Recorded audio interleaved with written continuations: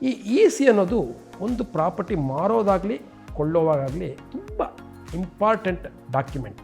30 ವರ್ಷ ಒಬ್ಬ ಪ್ರಾಪರ್ಟಿ ಕೊಂಡ್ರೆ ಕೆಲವು ಹಕ್ಕುಗಳು ಬರುತ್ತೆ, 13 ವರ್ಷ ಒಬ್ಬ ಆಸ್ತಿಯನ್ನು ಹೊಂದಿದರೆ ಕೆಲವು ಹಕ್ಕುಗಳು ಬರುತ್ತೆ.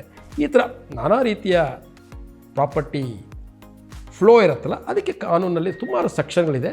ಈ ದೇಶದಲ್ಲಿ ಯಾವುದಾದ್ರೂ ಅಬ್ಸಲ್ಯೂಟ್ ಪ್ರಾಪರ್ಟಿ ಅಂತ ಇದ್ದರೆ ಅದು ಸರ್ಕಾರದಿಂದ ಕೊಂಡಿದ್ದು ಮಾತ್ರ.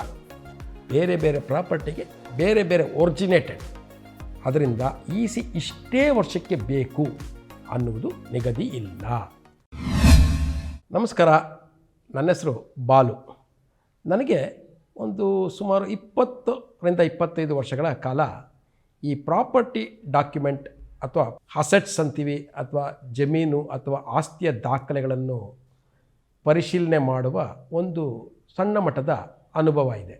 ನನಗೆ ತಿಳಿದ ಮಟ್ಟಿಗೆ ಈ ಆಸ್ತಿ ಅಥವಾ ಪ್ರಾಪರ್ಟಿ ಅಂತ ನಾವೇನು ಹೇಳ್ತೀವಿ, ಇದು ಕೊಳ್ಳುವುದು ಮತ್ತು ಮಾರುವುದು, ಈ ಎರಡು ಅಂಶಗಳು ತುಂಬ ಮುಖ್ಯ. ಅದು ಬೆಂಗಳೂರಲ್ಲಾಗಿರ್ಬೋದು ಅಥವಾ ದೂರದ ರಾಯಚೂರಿನಲ್ಲಾಗ್ಬೋದು. ಈ ಆಸ್ತಿಯನ್ನು ಮಾರುವುದು ಮತ್ತು ಕೊಳ್ಳುವುದು, ಇದಕ್ಕೆ ಸುಮಾರು ಕಾನೂನುಗಳು, ಸುಮಾರು ಲೀಗಲ್ ಶಬ್ದಗಳು, ತುಂಬ ದೊಡ್ಡ ಪ್ರಕ್ರಿಯೆಗಳು ಇದರಿಂದ ಇದೆ. ಸೊ ಇದರಲ್ಲಿ ಮುಖ್ಯವಾಗಿ ಈ ಪ್ರಾಪರ್ಟಿ ಮಾರೋದು ಕೊಳ್ಳೋದಕ್ಕೆ ಕೆಲವು ಲೀಗಲ್ ಶಬ್ದಗಳು ಜನಸಾಮಾನ್ಯರಿಗೆ ಅರ್ಥ ಆಗಲ್ಲ ಅಂತ ಅಂದ್ಕೊಂಡಿದ್ದೀನಿ. ಸುಮಾರು ಜನಕ್ಕೆ ಗೊತ್ತಿರುತ್ತೆ. ಆದರೂ ನನ್ನ ಒಂದು ಪ್ರಯತ್ನ ಈ ಪ್ರಾಪರ್ಟಿಗೆ ಸಂಬಂಧಪಟ್ಟ ಕೆಲವು ಶಬ್ದಗಳು, ಆ ಶಬ್ದಗಳನ್ನು ಆದಷ್ಟು ಸರಳವಾಗಿ ಮತ್ತು ಜನರಿಗೆ ಅದನ್ನು ಆ ದಾಖಲೆಗಳು ಅಥವಾ ಇದನ್ನು ಹೇಗೆ ಅರ್ಥ ಮಾಡ್ಕೊಳ್ಳೋದು ಅನ್ನೋದನ್ನು ಹೇಳಬೇಕು ಅಂತ ಈ ಒಂದು ಸರಣಿ ಶುರು ಮಾಡೋಣ ಅಂತ. ಮೊದಲನೇದಾಗಿ ನಾನು ಇ ಸಿ ಅಂದರೆ ಎನ್ಕಂಬ್ರೆನ್ಸ್ ಸರ್ಟಿಫಿಕೇಟ್, ಕನ್ನಡದಲ್ಲಿ ಋಣಭಾರ ಪತ್ರ ಅಂತಾರೆ. ಇಲ್ಲಿ ಕನ್ನಡ ಅಥವಾ ಇಂಗ್ಲೀಷ್ಗಿಂತ ಜನಸಾಮಾನ್ಯರ ಭಾಷೆಯಾದ ಇ ಸಿ. ಈ ಇ ಸಿ ಅನ್ನೋದು ಒಂದು ಪ್ರಾಪರ್ಟಿ ಮಾರೋದಾಗಲಿ ಕೊಳ್ಳೋವಾಗಲಿ ತುಂಬ ಇಂಪಾರ್ಟೆಂಟ್ ಡಾಕ್ಯುಮೆಂಟ್. ಹಂಗಂದರೆ ಇದು ಇ ಸಿ ಅಂದರೆ ಏನಪ್ಪ? ಇ ಸಿ ಅಂದರೆ ಒಂದು ದಾಖಲೆ. ಏನು ಆ ದಾಖಲೆಯಲ್ಲಿ ನಾವು ಅಸೆಟ್ಸ್ ಆ್ಯಂಡ್ ಲಯಬಿಲಿಟೀಸ್ ಅಥವಾ ನಾವು ಒಂದು ಬ್ಯಾಂಕ್ ಪಾಸ್ಬುಕ್ಕಲ್ಲಿ ಒಂದು ಎಂಟ್ರಿ ಇರುತ್ತೆ. ಏನು, ಹಣ ಡ್ರಾ ಮಾಡಿರ್ತೀವಿ, ಹಣ ಡೆಪಾಸಿಟ್ ಮಾಡಿರ್ತೀವಿ. ಯಾವುದೇ ಒಂದು ವಿಷಯದಲ್ಲಿ ಒಂದು ಲಾಭ ನಷ್ಟ ಆದ್ರೂ ಪರ್ಚೇಸ್ ಮಾಡ್ತೀವಿ, ಸೇಲ್ ಮಾಡ್ತೀವಿ. ಸರಳವಾಗಿ ಹೇಳಬೇಕು ಅಂದರೆ ಇದು 2 ಕಾಲಮ್. ಏನು, ಬರೆದು ಕೊಟ್ಟವರು, ಬರೆಸಿಕೊಂಡವರು, ಎಕ್ಸಿಕ್ಯೂಟರ್, ಕ್ಲೈಮೆಂಟ್.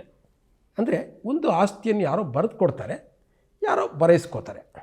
ಒಂದು ಆಸ್ತಿಯನ್ನು ಯಾರೋ ಎಕ್ಸಿಕ್ಯೂಟ್ ಅಂದರೆ ಮಾರ್ತಾರೆ, ಇನ್ನೊಬ್ಬರು ಕೊಡ್ತಾರೆ. ಈ ಎಂಟ್ರಿ ಇ ಸಿ ಅನ್ನುವ ರೆಕಾರ್ಡಲ್ಲಿ ಸಿಕ್ಕತ್ತೆ.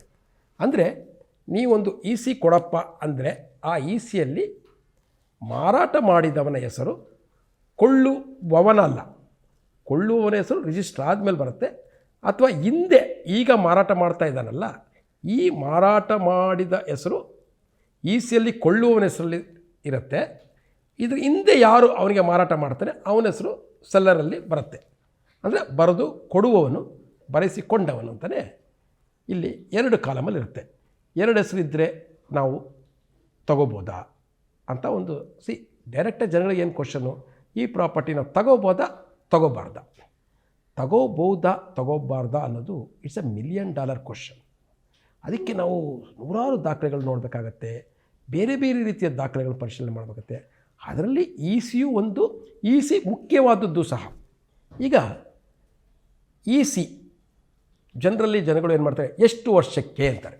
ಒಂದು ಪ್ರಾಪರ್ಟಿ ತಗೊಳ್ಳುವಾಗ 13 ವರ್ಷದ ಇ ಸಿ ಸಾಕು, 18 ವರ್ಷದ ಇ ಸಿ ಸಾಕು, 30 ವರ್ಷದ ಇ ಸಿ ಸಾಕು, 35 ವರ್ಷದ ಇ ಸಿ ಸಾಕು, 50 ವರ್ಷದ ಇ ಸಿ ಸಾಕು. ಅಂದರೆ ಇದೆಲ್ಲ ಏನು, ಈ ಒಂದು ಪ್ರಾಪರ್ಟಿ ಅಂದರೆ ಪ್ರಾಪರ್ಟಿ ಎಕ್ಸ್ ಅಂತ ಇಟ್ಕೊಳ್ಳೋಣ, ಅಥವಾ ಪ್ರಾಪರ್ಟಿ ಜಯನಗರದಲ್ಲಿರುವ ಅಥವಾ ಶಿವಾಜಿನಗರದಲ್ಲಿರುವ ಒಂದು ಬಿಲ್ಡಿಂಗ್ ಅಥವಾ ಒಂದು ಸೈಟ್. ಶಿವಾಜಿನಗರದಲ್ಲಿರುವ ಸೈಟ್ 73ನೇ ಸೈಟುಗೆ ನನಗೆ ಇ ಸಿ 50 ವರ್ಷಕ್ಕೆ ಬೇಕು ಅಂತೀನಿ. ಕೆಲವರು ಏನಂತಾರೆ, ಇಲ್ಲ ಇದು 13 ವರ್ಷಕ್ಕೆ ಸಾಕು ಅಂತಾರೆ. ಬಟ್ ಅವ್ರು ಹೇಳೋದು ಸರಿನಾ, ಇಲ್ಲ ನಾನು 30 ವರ್ಷಕ್ಕೆ ಬೇಕು ಅನ್ನೋದು ಸರಿನಾ? ಇದು ತುಂಬ ಸಿಂಪಲ್. ಆ ಸೈಟು ಹೇಗೆ ಬಂತು ಅಂದರೆ, ಆ ಸೈಟಿನ ಒಂದು ಒರಿಜಿನಲ್, ಅಂದರೆ ಯಾವುದೇ ಒಂದು ಸೈಟ್ ಆಗಲಿ, ಒಂದು ಜಮೀನಾಗಲಿ, ಒಂದು ಮನೆ ಆಗಲಿ, ಒಂದು ಛತ್ರ ಆಗಲಿ, ಒಂದು ಕನ್ವೆನ್ಷನ್ ಆಗಲಿ, what ever it may be, ಅದಕ್ಕೆ ಒಂದು ಮೂಲ ಅಂತ ಇರಬೇಕಲ್ವ. ಇಟ್ ಈಸ್ ಬಿನ್ ಒರಿಜಿನೇಟೆಡ್ ಅಂತೀವಿ ನಮ್ಮಲ್ಲಿ. ಈಗ ತುಂಬ ಸರಳವಾಗಿ ಹೇಳಬೇಕು ಅಂದರೆ, ಈಗ ಶಿವರಾಮ್ ಕಾರಂತ್ ಲೇಔಟ್ ನಡೀತಾ ಇದೆ. ಅದು ದಿನನಿತ್ಯ ಪೇಪರ್ ಓದಿರ್ತೀರ. ನಾಳೆ ಬೆಳಗ್ಗೆ ನಮ್ಮ ಸಿದ್ದರಾಮಯ್ಯನವರ ಸರ್ಕಾರ ಈ ಶಿವರಾಮ್ ಕಾರಂತ್ ಲೇಔಟಿಂದ ಸೈಟ್ ಹಂಚ್ತಾರೆ. ಅಂದರೆ 2024ಕ್ಕೆ ಸೈಟ್ ಸಿಕ್ತು, ಸೈಟ್ ರಿಜಿಸ್ಟರ್ ಆಯಿತು. ನೆಕ್ಸ್ಟ್ 1 ವರ್ಷಕ್ಕೆ ಅವನು ಮಾರಾಟಕ್ಕೆ ಹೋಗ್ತಾನೆ, ಅಥವಾ 5 ವರ್ಷಕ್ಕೆ ಮಾರಾಟಕ್ಕೆ ಹೋಗ್ತಾನೆ ಅಂತ ಇಟ್ಕೊಂಡ. ಆಗ ನಾನೇನು ಹೇಳ್ತೀನಿ, ಬರೀ 5 ವರ್ಷದ EC ಸಾಕು. ಏಕೆಂದರೆ ಒಂದು ಸಲ ಸರ್ಕಾರ ಮಾಡಿದ ಮೇಲೆ ಸರ್ಕಾರ ಇಂದಿನ ಎಲ್ಲ ಅಪಭ್ರಂಶಗಳು ಅಥವಾ ಎಲ್ಲ ಲೀಗಲ್ ಡಿಫೆಕ್ಟ್ಸು ಅಲ್ಲಿ ಮಾಫಿ ಅಥವಾ ಅಬ್ಸಲ್ಯೂಟ್ ಆಗುತ್ತೆ. ಅಂದರೆ ಸರ್ಕಾರದ ಹತ್ತಿರ ಆ ಆಸ್ತಿ ಬಂದಾಗ ಇಟ್ಸ್ ಬಿಕಮ್ ಅಬ್ಸಲ್ಯೂಟ್. ಈ ದೇಶದಲ್ಲಿ ಯಾವುದಾದ್ರೂ ಅಬ್ಸಲ್ಯೂಟ್ ಪ್ರಾಪರ್ಟಿ ಅಂತ ಇದ್ದರೆ ಅದು ಸರ್ಕಾರದಿಂದ ಕೊಂಡಿದ್ದು ಮಾತ್ರ. ಆಗೇನಾಗುತ್ತೆ, 5 ವರ್ಷದ EC ಸಾಕು. ಯಾರಾದರೂ 35 ವರ್ಷದ EC ಬೇಕು. 35 ವರ್ಷದ ಮುಂಚೆ ಶಿವರಾಮ್ ಕಾರಂತ್ ಲೇಔಟ್ ಇಲ್ಲ. ಶಿವರಾಮ್ ಕಾರಂತ್ ಲೇಔಟ್ ಆಗಿದ್ದು ಏನೇನೋ ಕೇಸುಗಳಾಯಿತು, ಏನಾಯಿತು, so many things has happen. But Shivaram Karanth ಲೇಔಟ್ನಲ್ಲಿ ಒಬ್ಬ ಹನೀಫ್ ಅನ್ನೋರಿಗೋ ಇಲ್ಲ ಒಬ್ಬ ರಾಜಣ್ಣ ಅನ್ನೋರಿಗೋ ಒಂದು ಸೈಟ್ ಅಲಾಟ್ ಮಾಡ್ತದೆ ಸರ್ಕಾರ 2024ಕ್ಕೆ. 2027ಕ್ಕೆ ಆತ ಮಾಡ್ತಾನೆ ಅಂದರೆ ಕೇವಲ 3 ವರ್ಷದ EC ಸಿಕ್ಕತ್ತೆ. ಅಲ್ಲಿ ಬರೆದುಕೊಡುವವನು BDA, ಬರೆಸಿಕೊಂಡವನು ಹನೀಫ್ ಅಥವಾ ರಾಜಣ್ಣ, ರಾಮಣ್ಣ, ಇನ್ನೊಂದು ಯಾವುದೋ ಹೆಸರು. ಇಲ್ಲಿ ಒಂದೇ ಎಂಟ್ರಿ, ಅರ್ಥ ಮಾಡ್ಕೊಳ್ಳಿ. EC ಅಂದರೆ 13 ವರ್ಷಕ್ಕೆ ಬೇಕು, 30 ವರ್ಷಕ್ಕೆ ಬೇಕು. ಪದೇ ಪದೇ ಯಾಕೆ ಹೇಳ್ತೀನಿ ಅಂದರೆ, ಇದು ಜನಸಾಮಾನ್ಯ ಎಷ್ಟು ವರ್ಷಕ್ಕೆ EC ಬೇಕ್ರಿ? ನನ್ನ ಆಫೀಸಲ್ಲಿ ಕೇಳೋದಕ್ಕೆ, ಸರ್ 15 ವರ್ಷದ EC ಕೊಟ್ಟಿದ್ದೀನಲ್ರಿ ಸಾಕು ಅಂತಾರೆ. ಕೆಲವರು ಸರ್ ಇಲ್ವಂತೆ ಸರ್ ಅಂತಾರೆ. ಈ ಥರ ಸುಮಾರು ಡೌಟ್ಗಳು ಅವ್ರಿಗೆ ಬರುತ್ತೆ. ನಾವು ಎಲ್ರಿಗೂ ಕಾನೂನನ್ನು ಆದಷ್ಟು ಸರಳವಾಗಿ ಹೇಳ್ತೀವಿ ನಮ್ಮ ಕ್ಲೈಂಟ್ಸ್ಗೂ ಸಹ. ಅದಕ್ಕೆ ಇಲ್ಲಿ ಹೇಳಿದೆ, ಇಲ್ಲಿ ಶಿವರಾಮ್ ಕಾರಂತ್ ಲೇಔಟ್ ಉದಾಹರಣೆಗೆ ಬಂದರೆ 5 ವರ್ಷದ EC ಸಾಕು, 30 ವರ್ಷದ EC ಹುಡುಕರು ಸಿಕ್ಕಲ್ಲ. Because it is been that layout is originated from 2024. ಅಂದರೆ ಒರಿಜಿನೇಟೆಡ್ ಅನ್ನೋ ಪದ ಗಮನಿಸಿ. ಅದೇ ರೀತಿ ಬೇರೆ ಬೇರೆ ಪ್ರಾಪರ್ಟಿಗೆ ಬೇರೆ ಬೇರೆ ಒರಿಜಿನೇಟೆಡ್, ಅದರಿಂದ EC ಇಷ್ಟೇ ವರ್ಷಕ್ಕೆ ಬೇಕು ಅನ್ನುವುದು ನಿಗದಿ ಇಲ್ಲ. ಅದು ಯಾಕೆ 13 ವರ್ಷಕ್ಕೆ ಕೇಳ್ತಾರೆ, ಯಾಕೆ 30 ವರ್ಷಕ್ಕೆ ಕೇಳ್ತಾರೆ, ಅದು ಕಾನೂನಲ್ಲಿ ಬೇರೆ ಸಬ್ಜೆಕ್ಟ್. ಅಂದರೆ 30 ವರ್ಷ ಒಬ್ಬ ಪ್ರಾಪರ್ಟಿ ಕೊಂಡ್ರೆ ಕೆಲವು ಹಕ್ಕುಗಳು ಬರುತ್ತೆ, 13 ವರ್ಷ ಒಬ್ಬ ಆಸ್ತಿಯನ್ನು ಹೊಂದಿದರೆ ಕೆಲವು ಹಕ್ಕುಗಳು ಬರುತ್ತೆ. ಈ ಥರ ನಾನಾ ರೀತಿಯ ಪ್ರಾಪರ್ಟಿ ಫ್ಲೋ ಇರುತ್ತಲ್ಲ, ಅದಕ್ಕೆ ಕಾನೂನಲ್ಲಿ ಸುಮಾರು ಸೆಕ್ಷನ್ಗಳಿದೆ. ಅದು ದೊಡ್ಡ ಸಬ್ಜೆಕ್ಟು. ಎಷ್ಟು ವರ್ಷಕ್ಕೆ EC ಬೇಕು ಅನ್ನುವುದು ಅಸಂಬದ್ಧ ಪ್ರಶ್ನೆ ಅಂತ ನಿಮ್ಗೆ ಗೊತ್ತಾಯಿತು.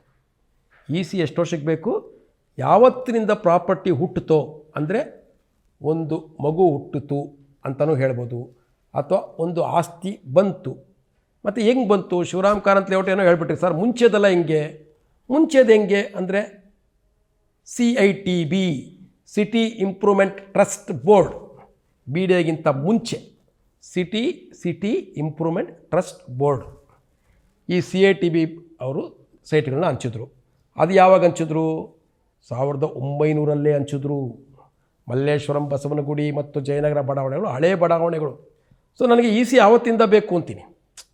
ಮಲ್ಲೇಶ್ವರದ ಒಂದು ಸೈಟ್ ತೊಗೋಬೇಕು ಅಂದರೆ ನಾನು 1900ರಿಂದ EC ಕೊಡ್ರಪ್ಪ ಅಂತೀನಿ.